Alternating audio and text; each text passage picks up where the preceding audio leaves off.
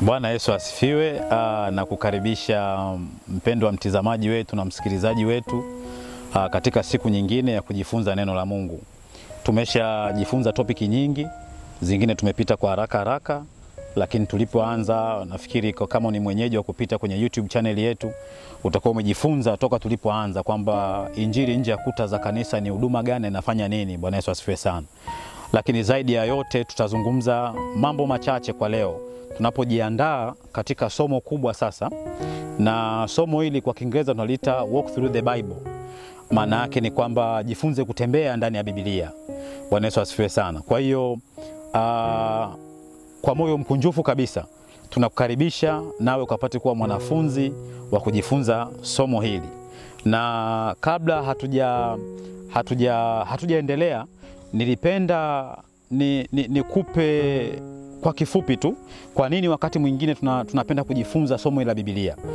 Nimeshafundisha somo lililopita, video iliyopita, zilizopita huko nyuma, habari ya Ukristo na Mkristo ni mtu gani. Mkristo ni mtu anayeamini nini? Mkristo anatakiwa afanye nini? Lakini kama ambavyo nimekuelekeza kwa habari ya huduma zetu au kwa habari ya huduma hii ya neno la Mungu, injili nje ya kuta za kanisa, ni kwamba kiu yetu ni kuona watu wengine wanalipokea neno la Kristo kama ambavyo Wakristo walioko ndani ya makanisa wanalipokea.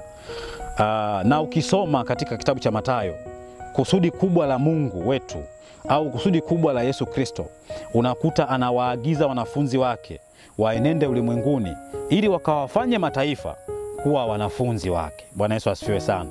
Lakini anawaambia mkawaamuru kuyashika niliyowaamuru ninyi. Mungu akubariki sana. Kwa hiyo ninakukaribisha kuweza kujifunza mahali hapa. Somo hili ni wazi, wakati mwingine hatunaweza tusiguse mbali kwa mbali imani za watu wengine na vitu kama hivyo, lakini tunataka kwa ufupi wake na wepesi wake tupite tu haraka juu kama ambavyo nimesema kwamba tunataka ujizoeze kusoma Biblia. Yaani ujizoeze kusoma Biblia. Izoee Biblia. Jifunze kutembea ndani ya Biblia. Bwana Yesu asifiwe sana. Kwa hiyo kwa kuanza nilipenda nitoe mfano mmoja wa imani ya watu wengine. Huyu bwana alikuwa anajulikana kwa jina la Jalaluddin. Nafikiri kwa jina unaweza ukajua tu kwamba labda ni mtu wa imani gani. Lakini ninachokipenda ni kwamba mtu huyu aliandika hivi vitu karne ya 13 baada ya Kristo. Lakini alitoa mfano wa kitu fulani hivi ambacho kilikuwa cha msingi sana katika maisha yetu. Alitoa mfano wa hadithi moja ambayo alielezea kwamba kuna maonesho ambayo yalikuwa yakifanyika huko kwao. Na kwa bahati mbaya au nzuri ni kwamba watu wale ambao walikuwa wakifanya hayo maonesho yalikuwa ni maonesho ambayo yalikuwa yakihusu wanyama. Lakini zaidi ya yote ni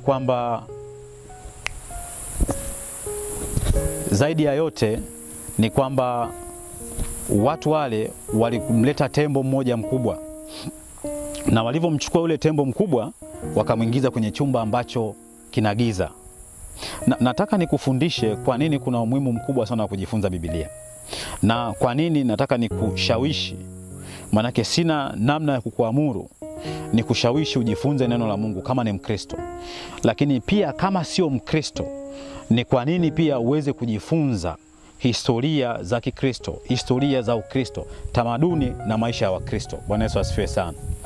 Kwa hiyo yule bwana anasema katika maonesho yale, watu fulani waliamua kumchukua tembo mkubwa wakamuingiza kwenye chumba ambacho kilikuwa na giza. Sasa tembo yule alikuwa anaonekana, manake ndani ya giza haonekani, manake anaonekana kwa kupapasa. Kwa hiyo watu wengi ambao walikuwa wanakwenda kuangalia yale maonesho katika wale wanyama walikuwa wakimwangalia tembo yule kwa kupapasa, kwa sababu tembo yule alikuwa ndani ya chumba na kile chumba kina giza. Bwana Yesu asifiwe sana.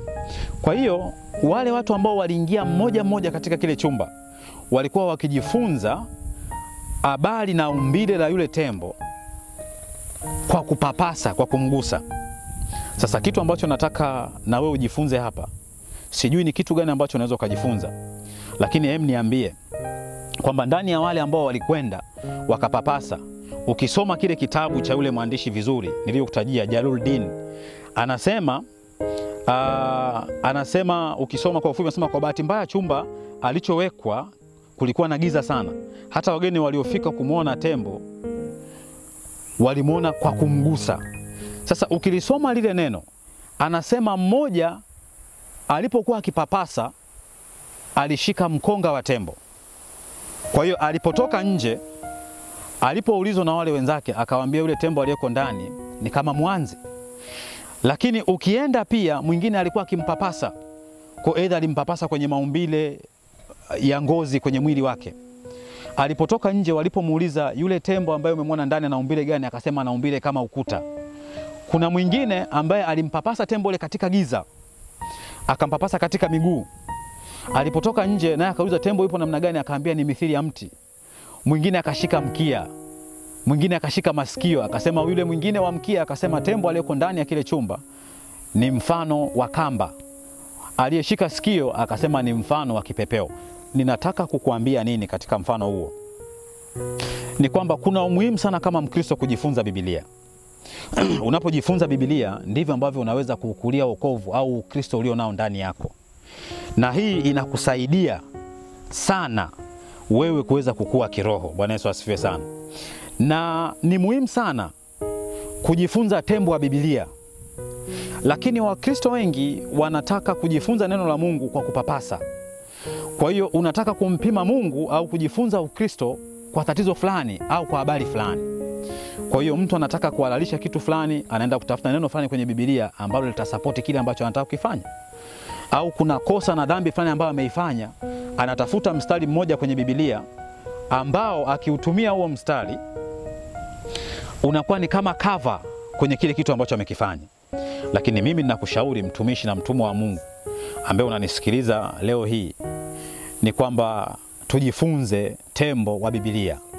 Biblia yetu iwe mithili ya tembo na tusiende kwa kupapasa. Nilizungumza kwamba neno la Mungu linasema nitakumulikia uendako. Neno la Mungu ni taa. Kwa hiyo unapolisoma neno la Mungu, ile taa ikiwaka, neno lingine linasema hamna awashaye taa kuweka chini ya uvungu. Unawasha taa uiweke sehemu unayoona ili uweze kuona mazingira ambayo upo. Na kwa mfano huu, neno la Mungu linapoingia ndani yako, unakuwa umejifunza kitu kikubwa sana, linakuangazia mambo mengine. Unakuwa sio mtu kama wale ambao alisema tembo ni mithili ya mwanzi, mwingine akasema tembo ni mithili ya kamba, mwingine akasema tembo ni mithili ya mti, mwingine akasema nimemwona tembo kama ukuta. Bwana Yesu asifiwe sana. Kwa hiyo ni lazima turudi kujifunza maandiko matakatifu ya Mungu.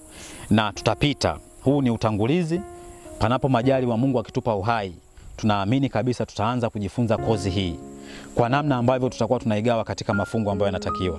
Lakini zaidi ya yote, unapojifunza pia katika vitabu vya dini za imani zingine, kwa mfano kuna kitabu ukisoma ile sura ya 10 aya 94, maandiko yao yanasema, na kama unayo shaka juu ya hayo tuliokushushia au tuliokuteremshia, basi waulize wale wasomao vitabu kabla yako.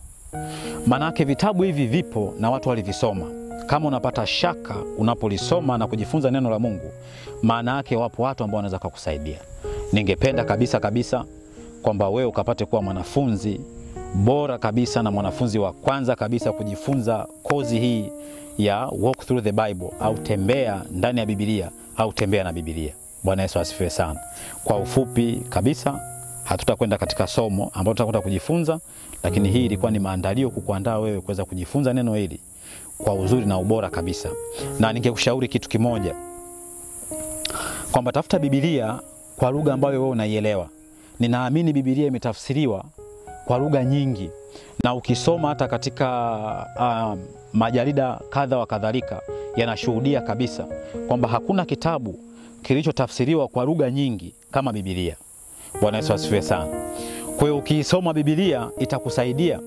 Kwa mfano unapotaka kufungua kabisa Biblia yako kwa lugha ambayo unajua, na hili ndio somo ambalo tutakwenda kulianza kwa dakika hizo chache ambazo tutakwenda kujifunza neno la Mungu. utakuta kuna mgawanyiko. Kwanza unasoma dibaji, kuna utangulizi, lakini kuna mgawanyiko wa Biblia. Kwa ufupi, kwa nini Biblia ya vitabu 66 na sio Biblia ya vitabu 70 na? Bwana Yesu asifiwe sana. Au kwa nini ni Biblia ya vitabu 70 na sio vitabu 60 na? Bwana Yesu asifiwe sana. Kwa sababu vitabu vyote hivi, yote ni Biblia na wasomaji ni Wakristo na wote wanapaswa kujifunza. Lakini mimi ningekutia moyo kwamba katafute Biblia kwa lugha yako, na ikiwezekana kabisa usichukue Biblia ambayo ina vitabu 60 na, katafute Biblia ambayo ina vitabu 70 na, kwa sababu katika kujifunza kwetu tutajifunza kitabu kimoja baada ya kingine kwa mgawanyiko ambao upo hapo. Kwa makusudi kubwa kabisa unakuta Biblia ikijigawa katika mafungu mawili, lakini unapoingia kwenye kila fungu mle ndani kuna mgawanyiko mwingine mkubwa ndani ya Biblia. Na wakati mwingine unajifunza kwamba Biblia hii haikuandikwa na mtu mmoja. Huwa napenda sana kujifunza neno la Mungu. Tunasema kwamba ni kwa ufunuo. Ni wale walioandika waliandika kwa ajili ya ufunuo, au waliandika kwa nguvu za Mungu wakiongozwa na Roho Mtakatifu. Lakini ukijifunza kwa mgawanyiko ambao nimezungumza kwa habari ya Agano la Kale na Jipya, kwa habari ya vitabu 30 na ambavyo katika kitabu katika Agano la Kale na vitabu 20 na kwa habari ya Agano Jipya, unapochukua Biblia vitabu 60 na kitu, lakini unapojifunza pia kwa habari ya Agano Jipya na la Kale katika Biblia ya vitabu 70 na kitu, kwa mgawanyiko huo wa Agano la Kale na Jipya upo tena mgawanyiko ndani ya vitabu hivi. Bwana Yesu asifiwe sana. Unaweza ukaviona katika mafungu ya vitabu vitatu au mgawanyiko wa vitabu wa magrupu matatu. Kwa mfano, katika Agano la Kale unajifunza habari ya vitabu vya historia, lakini pia unajifunza habari ya vitabu vya mashairi na vitabu vya manabii. Lakini pia unapoingia katika Agano Jipya unajifunza kwa habari ya vitabu vya historia ambavyo Wakristo wengi wanapenda kuviita vitabu vya Injili. Lakini zaidi unajifunza pia kwa habari ya vitabu ambavyo zilikuwa ni nyaraka, lakini kitabu kimoja cha unabii. Bwana Yesu asifiwe sana. Lakini kwa nini uweze kujizoeza Biblia? Kwa nini uweze kujifunza Biblia? Kwa nini tunakushauri na kukutia moyo uizoe Biblia? Bwana Yesu asifiwe sana. Ni kwamba popote unapokwenda, wengi ambao wamezoea kusafiri, huwa unakuwa na kitu ambacho kinakuongoza. Zamani tungetegemea ramani au tungetegemea mtu aliyekusimulia kufika sehemu fulani. Siku hizi sayansi na teknolojia, kuna ramani nyingi zipo kwenye mitandao. Unaweza ukaenda ukafika sehemu kwa kutumia mtandao au kwa simu yako tu. Lakini kama wewe Mkristo na ambaye sio Mkristo, unapotaka kujifunza tembo huyu wa Biblia, utajifunza vipi kama huna maandiko yanayokusaidia wewe kujifunza neno la Mungu? Wewe ambaye ni Mkristo, ni muhimu sana. Neno la Mungu ndio ramani ya kule unakokwenda. Linakufundisha nini na unakupaswa kufanya nini. Lakini ambaye sio Mkristo pia, kwamba unaweza ukajifunza Ukristo vizuri unapokuwa na Biblia, ukaisoma na kuipima imani yetu au imani yao Wakristo, kwamba Wakristo ni watu namna gani na wanapaswa kuenenda vipi. Tumefika mwisho kabisa utangulizi wa sehemu yetu hii au na kozi yetu hii ambayo tutakwenda kuianza hivi karibuni, kwa habari ya kujifunza kutembea ndani ya Biblia, au tunasema walk through the Bible. Mtumishi mmoja, mwimbaji mmoja ambaye sitamtaja, alisema Biblia ni msitu mnene. Unaweza ukaingia ukapotelea mle ndani. Na kwa sababu hatusomi kwa maana ya kuongozwa na Roho, mara nyingi tunapoingia kwenye Biblia tunasoma kwa sababu kuna sababu ambayo inatufanya tuingie. Ukitafuta katika lugha ya kibinadamu, ningesema unataka kumpima Mungu kwa matatizo yako. Unakuwa na matatizo ambayo unataka kuingia kujifunza ndani ya Biblia. Yaani ukatoe andiko kwenye Biblia ambalo linakidhi na kukava kile ambacho wewe unakihitaji. Lakini kwa namna hiyo unaweza ukapotelea mle ndani. Bwana Yesu asifiwe sana. Tunakusii na kukushauri kabisa kuendelea kukutia moyo kutembelea channel zetu kama hivyo ambavyo nimesema. Ukipita kwenye Instagram tutafute pale Mwalimu Elia, tupo tunaposti matangazo yetu pale, matangazo yetu ya dini. Tunaposti vitu vingi ambavyo mambo mengine ni kwa ajili ya kukutia moyo katika habari za ulimwengu wa kawaida, sio tu ulimwengu wa roho. Lakini pia tembelea kwenye YouTube channel yetu, inafahamika kama Injili Nje ya Kuta za Kanisa.